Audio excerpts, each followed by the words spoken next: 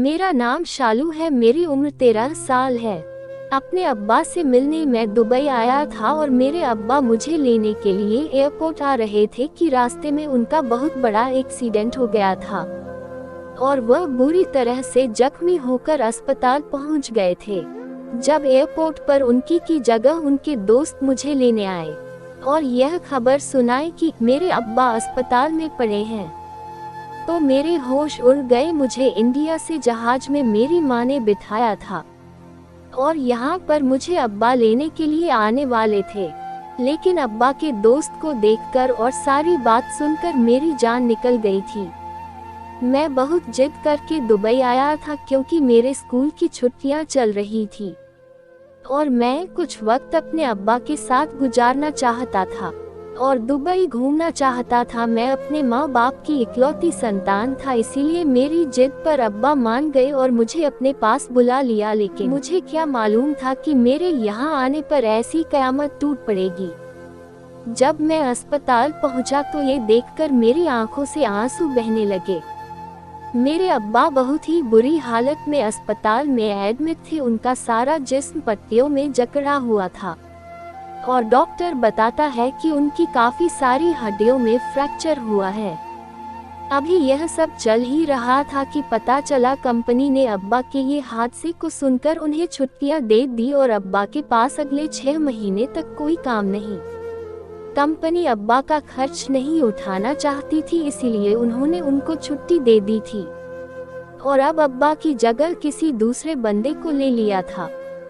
जब अब्बा होश में आए और उन्हें ये बात पता चली तो अब्बा रोने लगे, क्योंकि उन पर न सिर्फ घर की जिम्मेदारी थी बल्कि 2 बहनें भी घर पर मौजूद थी। उन्हीं की वजह से अब्बा ने दुबई जाना कबूल किया था और वह मुझे और अम्मा को इस वक्त वहां छोड़कर चले आए।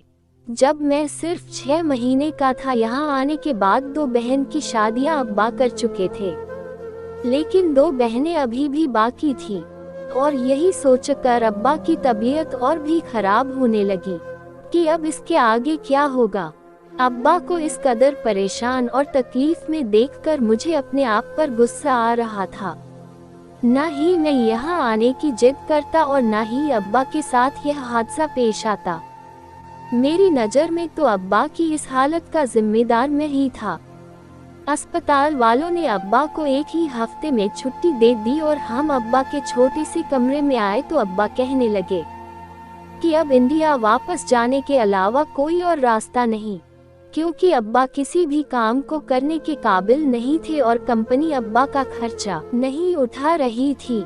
ऐसे में यहाँ रहना और यहाँ रहकर खर्चा करना अब्बा के बस में नहीं था। अब्बा कह रहे थे कि जो भी जमा पूंजी है वह भी इसी तरह खर्च हो जाएगी, इससे बेहतर है कि हम इंडिया वापस चले। अब्बा की बात सुनकर मैं भी परेशान हो गया, क्योंकि मैं जानता था इंडिया जाकर हमारा कोई गुजारा नहीं होगा, क्योंकि अब्बा के सिवा कोई दूसरा सहारा नहीं था। मैंने अब्बा को तसल्ली दी कि आपकी तबीयत कुछ बेहतर हो जाए तो फिर हम वापस इंडिया जाने को सोचेंगे। इस वक्त तो आप फ्लाइट में बैठने के भी काबिल नहीं, लेकिन मेरा वापस जाने का बिल्कुल भी इरादा नहीं था। मैंने सोच लिया था कि मैं ही यहाँ कोई काम करूँगा और जब तक अब्बा ठीक नहीं होते मैं यहाँ रहकर उनकी मदद करूँगा।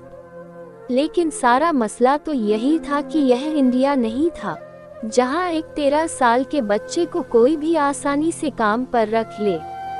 यहाँ बच्चों से काम करवाने के खिलाफ कानून बहुत सख्त है और छोटे बच्चों से काम करवाना यहाँ पर कानूनी जुर्म है। और 2 दिनों में मुझे समझ आ गई कि मेरे लिए यहाँ काम ढूंढना नामुमकिन नहीं। अब्बा एक छोटे से कमरे में रह कर थक चुके थे, इसीलिए मैं करीब में ही अब्बा को एक पार्क में घुमाने के लिए ले गया। वही मेरी मुलाकात अरबी औरत आलिया से हुई। वह दूर एक बेंच पर बैठी हुई थी और बार बार उसकी नज़र मुझ पर और अब्बा पर जमी हुई थी। कुछ ही देर गुजरी थी कि अब्बा का कोई जानने वाला मिल गया। अब्बा उससे बातों में उलझ गया, तभी उस औरत ने मुझे इशारे से बुलाया। मैं फौरन ही चला गया। वह औरत बहुत ही खूबसूरत थी। उसने मुस्कुरा कर मुझसे पूछा कि तुम कौन हो और कहां से आए हो। और तुम्हारे अब्बा को क्या हुआ? मैंने उनसे बताया कि मेरा नाम शालू है और मैं तो इंडिया से हैं। मैं यहाँ घूमने आया हूँ।